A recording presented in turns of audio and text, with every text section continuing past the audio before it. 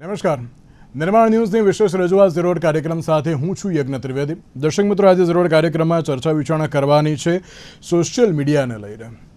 અત્યારે એમ કહેવાય કે કોઈ પણ વ્યક્તિ જોડે સામે આવીને આઈ કોન્ટેક્ટથી અત્યારે તો વાત કરવાનો કોઈ સમય નથી હોતો. હા, વોટ્સઅપ પર તમે તારો મેસેજ કરી દો, હું તમને રિપ્લાય આપીશ, એ પ્રકારની સિચ્યુએશન જોવા મળે છે.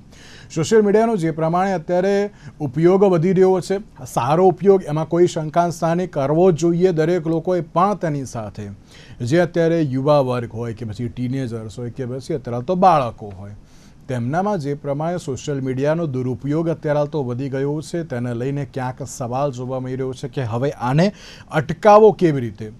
સોશિયલ મીડિયાની અત્યારે હવે સીમાઓ નક્કી કરવી એ બહુ જરૂરી બની ગઈ છે. એક બોર્ડર લાઇન્સ ત્યાં બનાવવી પડશે કે ભાઈ આ જે લાઇન છે તેને તમારે ક્રોસ કરવાની નથી.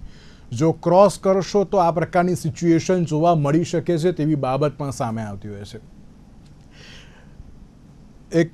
એક કે બે વીક પહેલાં મેં એક ટોક શો કર્યો હતો કે જેમાં અમદાવાદની એક યુવતી એ 11થી 12 જેટલા જે છોકરાઓના સંપર્કમાં હોવાની બાબત સામે આવી હતી. અને પછી માતા પિતાને ખબર પડી, અભયમમાં ફોન કર્યો, અભયમના કાઉન્સિલરો આવ્યા, કાઉન્સિલિંગ કરવામાં આવ્યું અને ત્યારે ખબર પડી, એ દીકરી દ્વારા જ કહેવામાં આવ્યું કે મારા મમ્મી પપ્પા મને ટાઈમ નથી આપતા, એટલા માટે મારે સોશિયલ મીડિયામાં અત્યારે તો ટાઈમ આપવો પડે છે. એ બીજું કંઈ જ નહીં, ના ગેમ રમવા માટે કે ના અન્ય કોઈ બાબત માટે, પણ મને કોઈ વાત કરવાવાળું જોઈએ છે. મને એક હૂંફ જોઈએ છે કે જે હું બીજા લોકોમાં શોધતી હતી. મારા મોમ એન્ડ ડેડ એ બંને અત્યારે તો કોર્પોરેટ્સમાં જોબ કરે છે. 11 to 7 એ લોકો જોબ કરે છે. ક્યાંક મારા માટે ટાઈમ નથી હોતો, આવે છે તો પણ અત્યારે જે મળીને પછી સૂઈ જતા હોય છે, કોઈ વાતચીત નથી જોવા મળતી, તેવો એક બનાવ સામે આવ્યો હતો. જ્યારે બીજો એક બનાવ ઉત્તર પ્રદેશનો જે સામે આવ્યો છે, ઉત્તર પ્રદેશના ગાઝિયાબાદમાં 3 જેટલી સગી બહેનોએ એ સ્યુસાઇડ એટેમ્પ્ટ કર્યું હોય તેવી બાબત જે સામે આવી છે. અને તેમાં પણ કોરિયન ગેમ હતી કે જેના કારણે તેઓ લતમાં હતા અને સાથે સાથે એકલું ફીલ કરતા હતા અને એ કારણોસર તેમણે પણ સુસાઇડ કરી હોય તેવી બાબત સામે આવી છે. અને તેમણે સ્પષ્ટપણે સુસાઇડ નોટમાં લખ્યું છે, આઈ એમ સોરી પપ્પા, અમારામાં ગેમની લત છે, એટલા કારણે અમે આ પ્રકારનું અત્યારે તો પગલું ઉઠાવી રહ્યા છે. ત્યારે સોશિયલ મીડિયાને લઈને જ ક્યાંક અત્યારે તો સવાલ જોવા મળી રહ્યો છે કે હવે આમાં સીમાઓ કેટલી નક્કી કરવી એ બહુ જરૂરી છે. તમામ મુદ્દાઓ પર ચર્ચા વિચારણા કરીશું. ચર્ચા વિચારણા કરવા માટે અમારી સાથે જોડી ગયા છે પૂર્વાંગી શુક્લ કે જેઓ સાયકોલોજીસ્ટ છે, ઋત્વી પટેલ કે જેઓ સામાજિક કાર્યકર છે, અને સાથે સાથે એડવોકેટ પૂનમબેન પાંચાણી આપણી સાથે જોડી ગયા છે કે જેઓ જે સામાજિક કાર્યકર્તાઓ છે અને સાથે સાથે વાલી મંડળના પ્રમુખ પણ છે. જે આપ ત્રણનું સૌથી પહેલા તો સ્વાગત છે.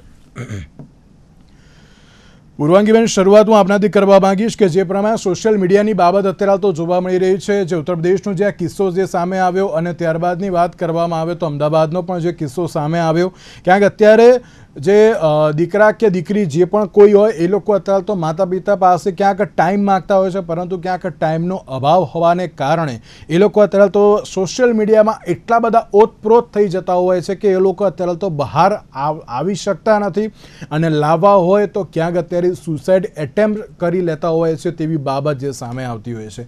તો હવે સોશિયલ મીડિયાથી ઉપયોગ તો ઘણો બધો સારો એવો થઈ શકે છે, પણ જે પ્રમાણે અત્યારે તો દુરુપયોગ વધી રહ્યો છે, હવે તેને રોકવું કેવી રીતે? કારણ કે અચાનક જો ફોન હાથમાંથી લઈ લેશો તો ક્યાંક એમ કહેવાય ને કે જે પોઝિટિવ રિએક્શનની જગ્યાએ નેગેટિવ રિએક્શન બહુ જલ્દીથી આવશે તેવી બાબત અત્યારે તો જોવા મળી રહી છે. તો હવે આ સોશિયલ મીડિયા અને મોબાઈલથી બાળકોને અને યુવાઓને દૂર રાખવા કેવી રીતે?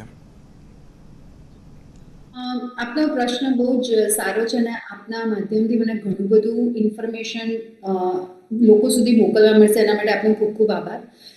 હવે સોશિયલ મીડિયા અથવા તો આપણે ઇન્ટરનેટ યુઝેજ અથવા ઇન્ટરનેટ એડિક્શન, જે કોઈ બી શબ્દ વાપરી, બધા એક જ સરખા શબ્દો છે.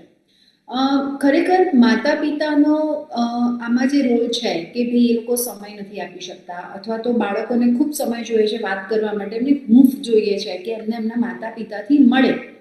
પરંતુ ઘણી બધી વખતે મારા જે કાઉન્સેલિંગ સેશન્સ હું જોતી હોઉં છું, ઘણા બધા છોકરાઓ પોતાની અંદર જતી વસ્તુઓને કહેવા માંગતા જ નથી હોતા. હા, એ લોકો કોઈક લતથી પીડાતા હોય છે, નોન સબસ્ટન્સ યુઝેજ કહેવાય. આ જે મોબાઈલ એડિક્શન છે એ નોન સબસ્ટન્સ યુઝેજ આપણે કહી શકીએ, સાયકોલોજીકલ ભાષામાં નહીં કહેવાય, જેમાં સબસ્ટન્સનો ઉપયોગ નથી, પણ તમારી જે એ આદત છે એ આદત તમારા બ્રેનના એ જ પાર્ટ્સને ડેમેજ કરે છે જે એક સબસ્ટન્સ યુઝેજથી થાય. હવે થાય છે શું કે એ લોકો પાસે એમ્પલ ઓફ ટાઈમ છે, ઘણું બધું વસ્તુઓ છે જે લોકો વાંચનથી લઈ શકે છે, પણ વાંચન કોઈ સ્કૂલ કે કદાચ કોઈ પણ વ્યક્તિ હવે વાંચનથી ઘણા દૂર થઈ ગયા છે. એમની પાસે કોઈ બુક્સ રિલેટેડ વસ્તુઓ કોઈ માંગે તો એમને બહુ ઇન્ટરેસ્ટ નથી રહેતો. બીજું એવું છે કે રીલ્સના માધ્યમથી લોકોને એવી ખબર છે કે શોર્ટમાં પૈસા કમાઈ શકાય છે, નેમ અને ફેમ કમાઈ શકાય છે. જો તમે રીલ્સ છે, યુટ્યુબ ચેનલ બનાવી દો, તમે એની ઉપર મોટી મોટી વસ્તુઓ મૂકો તો તમારું બહુ જ સારું પ્રમોશન થઈ શકે છે અને તમે બહુ જ સારા પૈસા કમાઈ શકો છો. એટલે હવે ભણવાના તરફથી પણ નોન ઇન્ટરેસ્ટેડ વસ્તુઓ થઈ ગઈ છે. બીજી વસ્તુ એ છે કે જ્યારે મા બાપ એમને મોબાઈલ આપે છે તો કયા કારણથી આપે છે. મારા છોકરા કે છોકરીને કંઈ થઈ જશે અથવા તો એમને કંઈક મારી જરૂર પડશે તો મોબાઈલ એમની પાસે હોવો જોઈએ. જો આજથી 30 વર્ષ પહેલાની વાત કરીએ તો માતા પિતા શું છોકરાઓને મોબાઈલ આપતા હતા?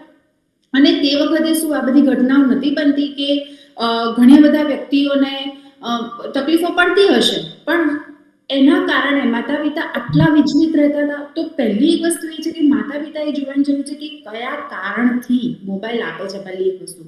બીજી વસ્તુ એ જરૂરી છે કે ચલો તમે મોબાઈલ આપો છો તો તમે એને કેટલું એજ્યુકેટ કરો છો કે ભાઈ આ મોબાઈલ જે તમને આપ્યો છે એક સુવિધા છે, પણ એને તમે કેટલું એજ્યુકેટ કરો છો. અને ત્રીજી મહત્વની વસ્તુ, તમારા લાઈફમાં મહત્વનું શું છે? તમારો મોબાઈલ, તમારું કામ, તમારું ભણવાનું, તમારું સ્કોર કે તમારું શું? મતલબ આજે ચાલો ભણવું નથી તો બીજી કઈ વસ્તુઓ કે જેનાથી તમે તમારી સ્કિલ્સ ડેવલપ કરી શકો અને કંઈક બની શકો છો. પણ આ પ્રકારની આઈ થિંક કોઈ માહિતી માતા પિતા આપતા નથી, કારણ કે માતા પિતા પોતે પણ બિઝી છે એમના મોબાઈલની અંદર. એ બી પોતે સતત સ્ક્રોલ કરે છે, ઓફિસથી જઈને આવે એટલે એ લોકો બી કંટાળ્યા હોય, કાં તો ટીવીના રિમોટમાં હોય કાં તો મોબાઈલ ફોનમાં હોય. એટલે એમને સાંભળવાની જે કહેવાય કે એમને એક વૃત્તિ હોવી જોઈએ, ધીરજ હોવી જોઈએ, એ ધીરજ હવે રહી નથી. અચ્છા, એની સામે છોકરાઓની વાત કરીએ તો છોકરાઓ અત્યારના સમયમાં ઘણા જ એડવાન્સ છે. એ લોકો ઘણું બધું વિચારે છે. એ લોકોને એ ખબર છે કે કોના નામે કઈ વસ્તુ કહેવાથી કઈ વસ્તુને એની અસર આવશે.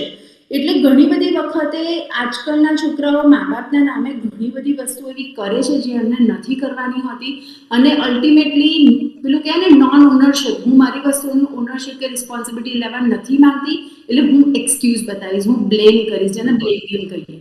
એ વસ્તુ પણ દેખાતી હોય છે. બિલકુલ બિલકુલ સાચી વાત છે. અને અત્યારે એમ કહેવાય છે ને કે અત્યારે હવે સોશિયલ મીડિયાનો તમે યુઝ કરવા દો બાળકોને, એમાં કોઈ શંકા નહીં, પણ શું કરો છો, એમાં શું સર્ચ કરો છો, શું સર્ફિંગ કરો છો, કોની જોડે વાત કરો છો, શું અત્યારે તો જોઈ રહ્યા છો, એ બધાનું ધ્યાન પણ અત્યારે તો પેરેન્ટ્સે રાખવું એ બહુ જરૂરી બની ગયું છે. પૂનમબેન, જ્યારે વાલીની વાત કરતા હોઈએ છીએ તો ત્યારે વાલીઓ અત્યારે તો એમ કહેતા હોય છે કે મેં સ્કૂલમાં મૂકી દીધો ને, ટ્યુશનમાં મૂકી દીધો ને, ચલો ચાલશે, વાંધો નહીં, ત્યાં ભણી લેશે, ત્યાં જે કરવું એ અત્યારે તો એ કરશે, એવી બાબત જે સામે આવતી હોય છે. અને પછી ઘરે આવે ત્યારે કોઈ પૂછતું પણ નથી કે ના ભાઈ તે શું કર્યું કે શું ન કર્યું. અને પછી જ્યારે આ પ્રકારના કિસ્સાઓ સામે આવતા હોય છે તો ત્યારે અભયમમાં જતા હોય છે, કાઉન્સિલર પાસે જતા હોય છે કે ના ભાઈ મારો દીકરો કે દીકરી મારી સાથે વાત નથી કરતો પણ આ પ્રકારનું અત્યારે તો બિહેવ કરી રહ્યો છે. પણ શરૂઆત તમારાથી જ થઈ છે. તમે જે ટાઈમ નથી આપ્યો, તમે જ અત્યારે તો ક્યાંક તેમની સાથે વાત કરવા માટે ગયા નથી, ત્યારે આ પ્રકારની પરિસ્થિતિ સામે આવી છે. આપ પણ શું કહેશો તેના લઈને? સાચી વાત છે યજ્ઞભાઈ. હવે આપણે જોઈએ છીએ કે માતા પિતા જે પેરેન્ટ્સ છે એ સ્કૂલ કે ટ્યુશન્સમાં મૂકીને પોતાના હાથ ઊંચા કરી દે છે કે અમારી જવાબદારી ભણતર રિલેટેડ અહીંયા પૂરી થઈ ગઈ. અને એ સિવાય ઘણીવાર એવું હોય છે કે જેમ કે એજ્યુકેશનમાં શિક્ષણ લેવા માટે જ્યારે બાળક સ્કૂલમાં જતું હોય કે ટ્યુશનમાં જતું હોય તો એના કઈ અશિસ્તના રીઝનના લીધે કે કોઈ અભદ્ર વ્યવહારના લીધે એ કંઈક ભૂલ કરે અને જો પનિશમેન્ટ આપવામાં આવે તો એને જ પેરેન્ટ્સ એના બાળકનું ફેવર લઈને અને ટીચર સાથે ઝઘડતા હોય છે.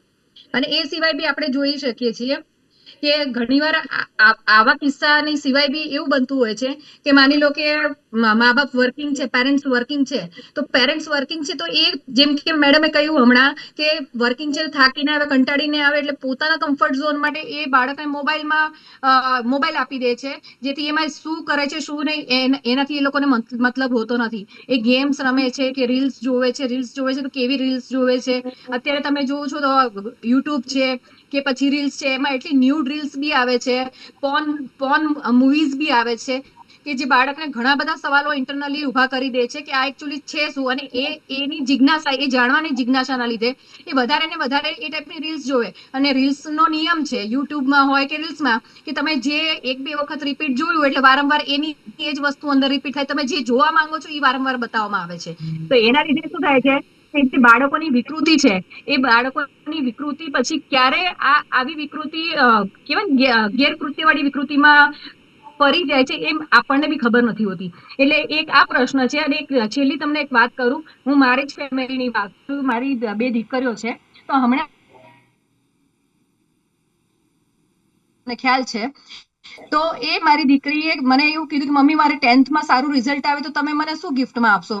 તું કહીશ મને, હું તને ગિફ્ટમાં આપીશ. તો કે મમ્મી મને સારી મોટી ટ્રીપ કરાવો 1 વીકની, મિનિમમ 1 વીકની, જેમાં ખાલી તમે, પપ્પા અને મતલબ મારી નાની ડોટર આપણે 4 જ હોઈએ. મેં કીધું ઓકે આપણે કરી લેશું, ડન છે, એમાં શું મોટી વસ્તુ. કે મોટી વસ્તુ એ કે બીજો કોઈ કપલ કે ફેમિલી આપણી જોડે ના જોઈએ અને મોબાઈલ ફોન તમારા બંનેના સ્વિચ ઓફ જોઈએ. આ મારી દીકરીની ડિમાન્ડ હતી કે મારે ગિફ્ટમાં આ જોઈએ છે 10th સ્ટેન્ડર્ડના રિઝલ્ટ સારું આવે તો. હવે વિચાર કરો, ત્યારે મને થોડી ટ્યુબલાઇટ થઈ કે હજી બી મારામાં ક્યાંક ખામી રહેતી લાગે છે અમારામાં, કે અમે બાળકોને ટાઈમ નથી આપી રહ્યા. કારણ કે હું પોતે વર્કિંગ છું, મારા હસબન્ડ બી વર્કિંગ છે. તો આટલું બધું મતલબ અમે તો ટ્રાય કરી હતી કે મેક્સિમમ બાળકોને બી ટાઈમ આપી શકીએ. કારણ કે અમે ફ્રી ટાઈમમાં રીલ્સ બી બનાવતા હોઈએ છીએ, મા દીકરી થઈને કંઈક મોટિવેશન વાળી અમે પોસ્ટ બી મૂકતા હોય છે. પણ છતાંય ક્યાંક ખામી હજી બી લાગતી હોય એવું લાગ્યું મને. એટલે મેં મારી ડોટરને ટોટલી ડન, પણ મારું મગજ ચકદોડે ચડી ગયું કે હજી ક્યાંક કાલ ઉઠીને આ જે ઘટનાઓ બને છે ક્યાંક આપણા ઘરમાં ના બની જાય. એટલે આ વસ્તુ જો અમારી સાથે થઈ શકે તો કોઈની બી સાથે થઈ શકતી હોય. એટલે દરેક પેરેન્ટ્સે આમાં ધ્યાન આપવું જોઈએ. બિલકુલ. બેન, તમે તો અત્યાર સુધી ઘણા બાળકો સાથે જે તમે જે વર્ક કર્યું છે, plus you are also good communicator. અત્યારે આ કમ્યુનિકેશન એ સોશિયલ મીડિયા પૂરતું સીમિત થઈ ગયું છે તેવું લાગી રહ્યું છે? કારણ કે મેં જે રીતે 2 કેસની વાત કરી, એક અમદાવાદનો હોય કે પછી આ યુપી અને ગાઝિયાબાદનો હોય, બંનેમાં એક જ બાબત સામે આવી છે, ધ લેક ઓફ કમ્યુનિકેશન. અને ક્યાંક ટાઈમ ન આપ્યો એ બાબત જ અત્યારે તો જોવા મળી રહી છે. અને બાળકો બીજું કંઈ નથી માગતા, માત્ર તમારો સમય માગતા હોય છે, પરંતુ એ પણ નથી આવી શકતા. ત્યારે અહીંયા સુધીની અત્યારે તો પરિસ્થિતિ સામે આવતી હોય છે. આપ તેને લઈને પણ શું કહેશો? જી અગ્નભાઈ, આપણે કમ્યુનિકેશન થી પ્રશ્ન કર્યો છે તો શરૂઆત ત્યાંથી જ કરું કે કમ્યુનિકેશન આપણે જાણીએ છીએ કે એ 2 બાજુની પ્રોસેસ છે. સંવાદ ક્યારે એક બાજુથી ના થાય.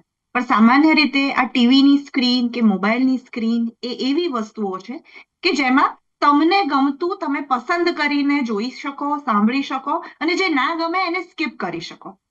સામાન્ય કમ્યુનિકેશનમાં અને માણસો વચ્ચેના સંવાદમાં શું હોય કે એવી વાતો પણ ઘણી વાર થતી હોય જે ના ગમે, એવું પણ હોતું હોય જેમાં કંટાળો આવતો હોય, એવી ઘટનાઓ પણ થતી હોય કે જે તમારે ના કરવી હોય પણ કરવી પડે. તો આ જે કમ્યુનિકેશન છે ને, જે મોબાઈલની સ્ક્રીનથી અને ટીવીની સ્ક્રીનથી મળે છે, એ બહુ સિલેક્ટિવ અને કહેવાય ને કે મનને ગમતું, મનને ચટાકો પડે એવું જાતનું કોન્ટેન્ટ આપણને મળે છે. એટલે એ ક્યાંક ને ક્યાંક દરેક માણસને, એમાં નાના બાળકો નહીં મોટાઓને પણ એ ક્યાંક ને ક્યાંક લત લગાડે છે. કારણ કે ગમતું જોવા અને સાંભળવા મળે, સતત એવું કંઈક જોવા સાંભળવા મળે કે જે નવું લાગે છે, જેનાથી ઇન્સ્ટન્ટ તમારા બોડીમાં ડોપામાઇન રશ આવે છે, તમને ઇન્સ્ટન્ટ એક નાનકડી મજા, આનંદ, ખુશી, સરપ્રાઈઝ બધી ફિલિંગ મળે છે. એટલે આ કમ્યુનિકેશનને સૌથી પહેલા તો આ જ મોટો ગેપ છે કે એક સાઈડથી થતી વસ્તુ છે. હવે થાય છે શું કે આવી કોઈ પણ પ્રોસેસમાં આપણે જેમ કોઈ પણ બાળક એક સક્સેસફુલી એને મોટું કરવું, એનું ઘડતર કરવું એ માત્ર ને માત્ર મા બાપની જવાબદારી નથી. એવી જ રીતે જ્યારે આવી કોઈ પણ ઘટના થાય કે જ્યારે કોઈ બાળક આત્મહત્યા સુધીની પગલા ભરી લે, એને પણ માત્ર ને માત્ર પેરેન્ટિંગ પર ના થોપી દેવું જોઈએ.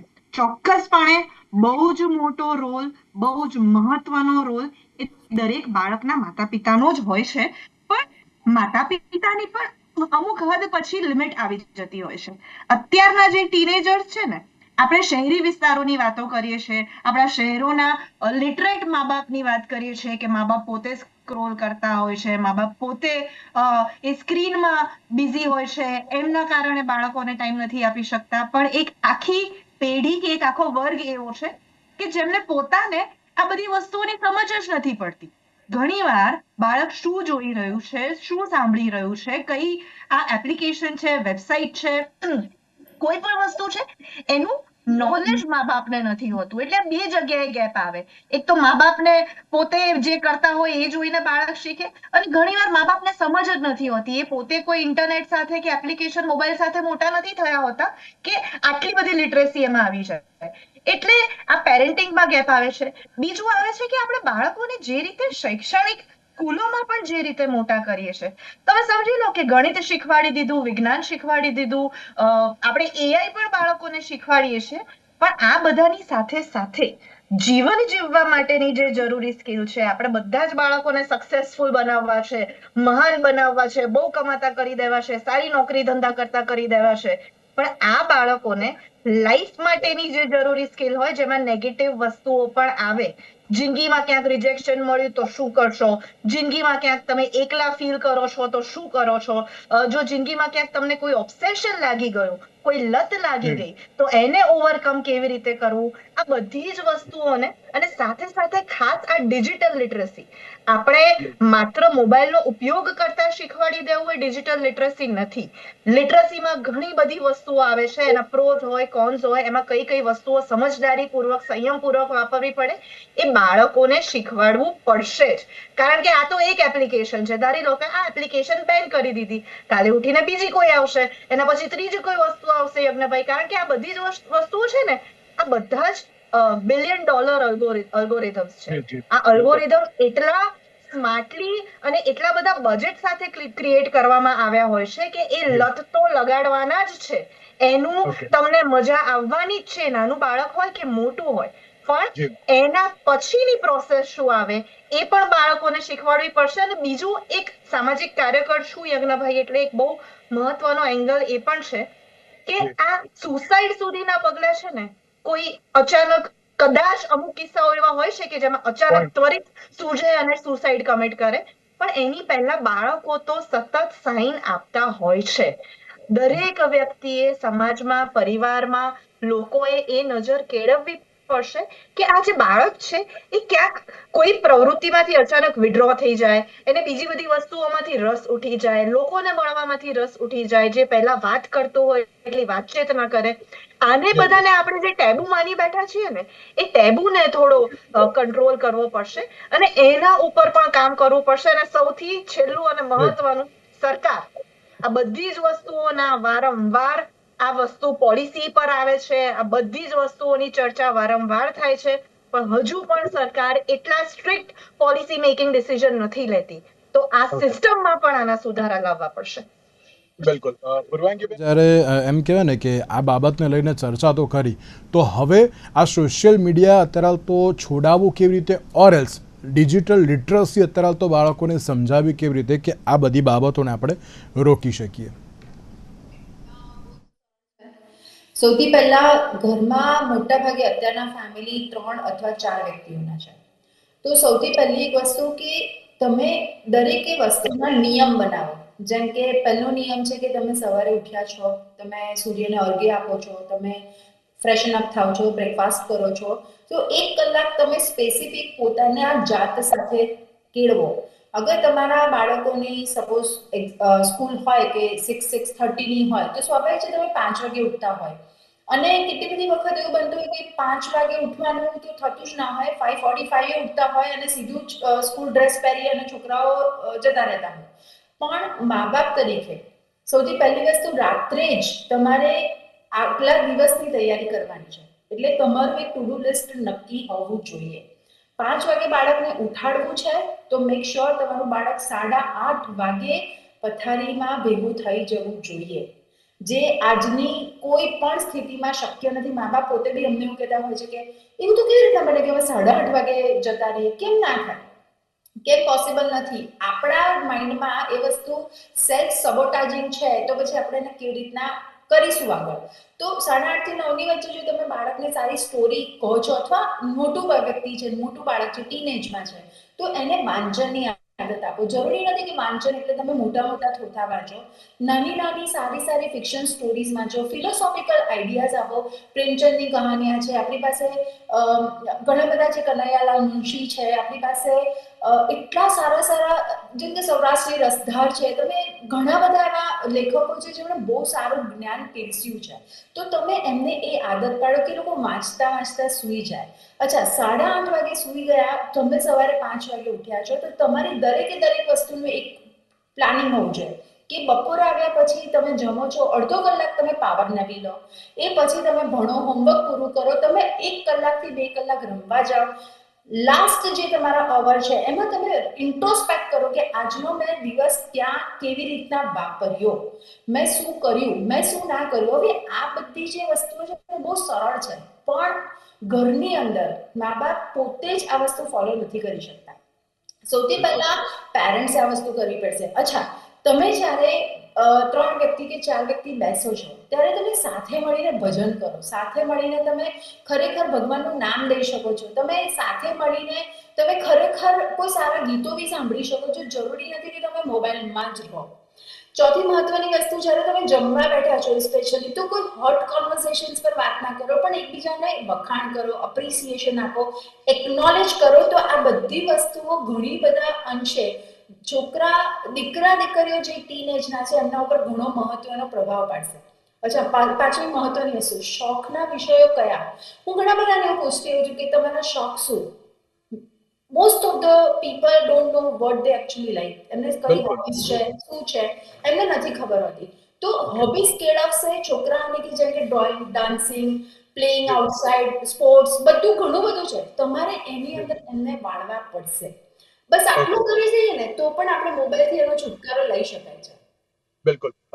પૂનમબેન, માતા પિતાએ આ કેસ આવ્યા છે, હવે માતા પિતાએ પણ હવે કેવી રીતે ટ્રેન થવું બહુ જરૂરી છે, કારણ કે હવે એમની જવાબદારી થોડી ઘણી વધી જાય છે. કારણ કે જ્યારે એ લોકો જો ટાઈમ ના આપી શકતા હોય તો પછી હવે તો કોની જોડે જવું, એક સૌથી મોટો સવાલ છે. એટલે લાગે છે કે હવે માતા પિતાએ સમજવું એ બહુ જરૂરી બની ગયું છે તેમ.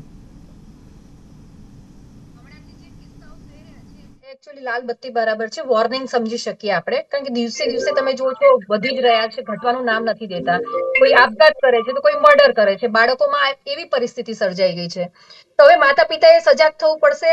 એની માટે થઈને માતા પિતાએ વર્કિંગ અવર્સની સિવાય જ્યારે રજાનો માહોલ હોય ત્યારે રજામાં બાળકોને ટાઈમ આપવો જોઈએ, પોતાના પરિવારને, પત્નીને અથવા પતિને ટાઈમ આપવો જોઈએ. ક્યાંક આઉટિંગ પર, નજીકના આઉટિંગ પર જવાય, જોડે બેસીને, જેમ આપણે વર્ષો પહેલા આપણા સમયમાં આપણે મમ્મી પપ્પા સાથે બેસીને લૂડો, સાપ સીડી, અમદાવાદ જેવી રમત રમતા હતા, એવું રમત બી રમી શકો. એકબીજા સાથે કોન્વર્ઝેશન કરો, દિનચર્યા દરમિયાન અથવા આખા વીક દરમિયાન કોણે શું કર્યું, ડેલી બાળકોની અપડેટ લેવાની કે આજે શું ભણ્યા, ટીચર્સ સાથે શું બન્યું, અથવા ટીચર્સે આજે શું તમને કીધું, શું શીખવાડ્યું, એ બધી દિનચર્યા બી લઈ શકાય છે. એટલે આવું નાનું નાનું કોન્વર્ઝેશન કરીને, એકબીજા સાથે ઇન્ટરેક્શન કરીને એકબીજાની નજીક આવી શકીએ, જેથી ક્યાંક એ લોકોને મોબાઈલ જેવા યંત્રની જરૂર ના પડે. અને ક્યાંક એમને એવું જ્ઞાન, જેમ કે મેડમે હમણાં પૂર્વાંગી મેમે વાત કરી એ રીતને બાળકને એમને બેસીને જ્ઞાન આપવું જોઈએ કે ક્યારે તેમ ધાર્મિક હોય કે આધ્યાત્મિક હોય કે સામાજિક હોય, પરિવાર દ્રષ્ટિ કંઈક હોય, તો એવું જ્ઞાન બાળકને આપવું ખૂબ જરૂરી છે. કારણ કે અત્યારે આપણે જોઈશું ને તો બાળકો મેચ્યોર નથી. આપણા લેવલમાં જે મેચ્યોરિટી હતી આપણી એજમાં, એવી મેચ્યોરિટી અત્યારના બાળકોમાં નથી. અત્યારના બાળકો ઓનલી પેજ 3 વાળી લાઈફ જીવવા માંગે છે. કોઈને કોઈનાથી મતલબ નથી. કારણ કે મારી પાસે કેસીસ આવે ને એમાં મેક્સિમમ જયારે છોકરીઓ પકડાય ત્યારે પછી એના કોઈ કાઉન્સેલિંગ કરવા માટે બોલાવે તો એ આક્ષેપ શું મૂકે ખબર છે કે મારા મમ્મીને મારી પડી નથી, મારા પપ્પાને પડી નથી, હું તો મારા માતા પિતાથી નફરત કરું છું, મારા મમ્મી પપ્પા મને ટાઈમ આપ્યો જ નથી, અત્યારે હું પકડાઈ ગઈ છું ને આવું બધું છે ને, એટલે મમ્મી પપ્પા મારા ઉપર આક્ષેપ મૂકે છે. મતલબ પેરેન્ટ્સના કંધે જ બંદૂક ફોડવામાં આવે છે આવી સિચ્યુએશનમાં, કે પોતાની ભૂલ તો સ્વીકારશે જ નહીં આ લોકો. એવી પરિસ્થિતિમાં આપણે જ એમાં સમજણ શક્તિથી કામ લેવું પડશે અને એ લોકોને ખરેખર અંદરથી શું જરૂરિયાત છે એને ટાર્ગેટ કરવું પડશે. અને એક બીજું મારે સરકારને બી અપીલ છે કે સરકારશ્રીને હું ખરેખર અપીલ કરું છું કે આવી જે ગેમ્સ છે, ખાલી ફ્રી ફાયર છે કે પબજી છે, એવી આ કોરિયન જે ગેમ છે એ તો ઠીક છે, એ સિવાય રમીની તીન પત્તીની ગેમ્સ આવે છે. ઘણા બધા એડલ્ટ લોકો બી આવી ગેમ્સ રમીને લાખો રૂપિયાનું નુકસાન કરીને આપઘાત કરતા હોય છે. તો આ પ્રશ્ન ખાલી બાળકનો નથી, એક પુખ્ત વયના વ્યક્તિઓ બી આવી ભૂલો કરી બેસે છે. આનું માત્ર કારણ શું છે? શોર્ટકટમાં પૈસા કમાવા, 2 નંબરમાં પૈસા કમાવા, પણ તેના થ્રુ, મોબાઈલ થ્રુ. તો મારે સરકારશ્રીને અપીલ છે કે મહેરબાની કરીને આવી ગેમ્સ ઉપર પ્રતિબંધ લાવો અને આવી જેટલી બી એપ્લિકેશન છે એને ક્લોઝ કરો. અને બાળકોના ભાવિ ભવિષ્ય માટે, કારણ કે ઘરે ઘરે આવી સ્થિતિ ના સર્જાય એની માટે કડકમાં કડક પગલા સોશિયલ મીડિયા થ્રુ આવી એપ્લિકેશનને બેન કરીને લેવા જ પડશે. નહીં તો ઘરે ઘરે એક ક્રિમિનલ પેદા થશે, એ 100%ની વાત છે. ઋત્વિબેન એક લાસ્ટ ક્વેશ્ચન, ડિજિટલ લિટરસીના અત્યારે તો કેવી રીતે જોવી જરૂરી છે? કારણ કે ગાઝિયાબાદની જે આ ઘટના આવી એમાં પણ ગેમિંગની લત સામે આવી છે.